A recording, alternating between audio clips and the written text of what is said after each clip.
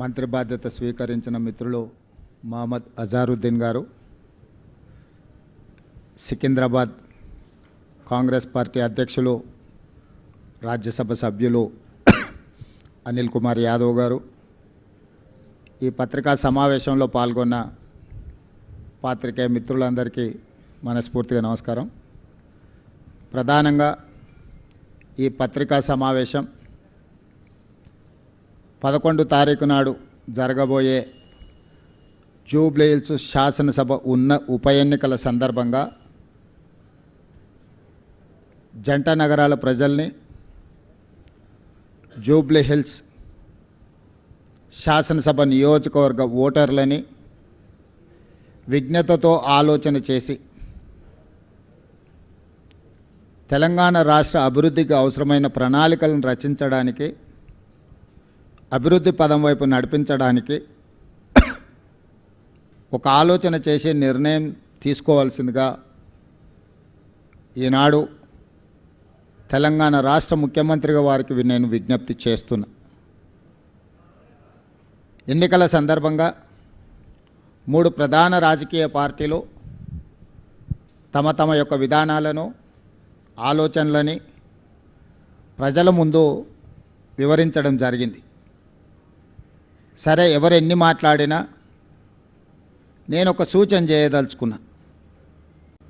ముఖ్యంగా జూబ్లీహిల్స్ శాసనసభ నియోజకవర్గ ఓటర్ మహాశైలకు 2004 నుంచి 2014 వరకు 10 సంవత్సరాలు తెలంగాణ రాష్ట్రంలో కానీ కేంద్రంలో కానీ కాంగ్రెస్ పార్టీ అధికారంలో ఉన్నది. 2014 నుంచి 2024 వరకు 10 సంవత్సరాలు రాష్ట్రంలో బీఆర్ఎస్, కేంద్రంలో బీజేపీ అధికారంలో ఉంది. ఆనాడు 2004 నుంచి 2014 వరకు 10 సంవత్సరాలు రాష్ట్ర కేంద్రంలో కాంగ్రెస్ పార్టీ అధికారంలో ఉన్నప్పుడు హైదరాబాద్ నగర అభివృద్ధి, హైదరాబాద్ నగరం ఏ విధంగా గ్రోత్ ఇంజన్గా ముందుకు సాగిందో 2014 నుంచి 2024 వరకు బీఆర్ఎస్, బీజేపీ ప్రభుత్వాలు తీసుకున్న నిర్ణయాలు, చేసిన అభివృద్ధి ఏంటి అనేది పోల్చి చూసి అంచనా వేసి ఈరోజు మీరు ఓటు వేయాల్సిందిగా నేను ఓటర్లకు విజ్ఞప్తి చేస్తున్నా. భారతదేశంలోనే మెట్రోపాలిటన్ నగరాలలో ఢిల్లీ, ముంబై, చెన్నై, బెంగళూరుతో పోటీ పడే విధంగా హైదరాబాదు నగరం ఎప్పుడు అభివృద్ధి చెందింది? తెలంగాణ రాష్ట్రం ఏర్పడ్డ రోజు 16,000 కోట్ల రూపాయల మిగులు బడ్జెట్తో ఈ తెలంగాణ రాష్ట్రాన్ని, హైదరాబాద్ నగరాన్ని కల్వకుంట్ల చంద్రశేఖరరావు గారికి కాంగ్రెస్ పార్టీ అప్పగించడం జరిగింది. 69,000 కోట్ల రూపాయల అప్పుతో 16,000 కోట్ల రూపాయల మిగులు బడ్జెట్తో తెలంగాణ రాష్ట్రాన్ని చంద్రశేఖరరావు గారికి అప్పచెప్తే 2014 నుంచి 2024 మాకు అప్పచెప్పే సమయానికి 8,11,000 కోట్ల రూపాయల అప్పుతో మాకు వారు రాష్ట్రాన్ని అప్పగించడం జరిగింది. ఆనాడు కాంగ్రెస్ పార్టీ అధికారంలో ఉన్నప్పుడు ఈరోజు కనిపిస్తున్న అభివృద్ధి మొత్తం తెలంగాణ రాష్ట్రాన్ని ఆర్థికంగా నిలబెట్టి ప్రపంచ ముఖచిత్ర పటంలో గుర్తింపు తీసుకొచ్చిన ప్రాజెక్టులన్నీ కూడా ఈ నగరంలో నిర్మించినవి కాంగ్రెస్ పార్టీ రాష్ట్రంలో, కేంద్రంలో అధికారంలో ఉన్నప్పుడు.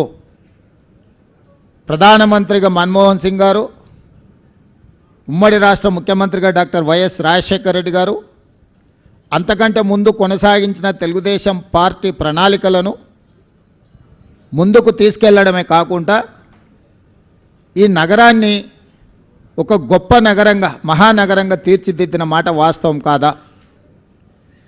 ఈనాడు కనిపిస్తున్న హైదరాబాద్ నగరంలో ఉన్న hi-tech city, outer ring road, అంతర్జాతీయ ఎయిర్పోర్ట్, మెట్రో రైలు, కృష్ణా గోదావరి జలాల తాగునీటి పథకాల ప్రణాళికలు, అదేవిధంగా విద్యకు సంబంధించి ఒక నాలెడ్జ్ హబ్గా తయారు చేయాలని ఐఎస్బి, నల్సర్ యూనివర్సిటీ, IIIT ఇట్లాంటి గొప్ప విద్యా సంస్థల్ని ఆనాడు కాంగ్రెస్ పార్టీ ఈ రాష్ట్రానికి, నగరానికి తీసుకొచ్చింది.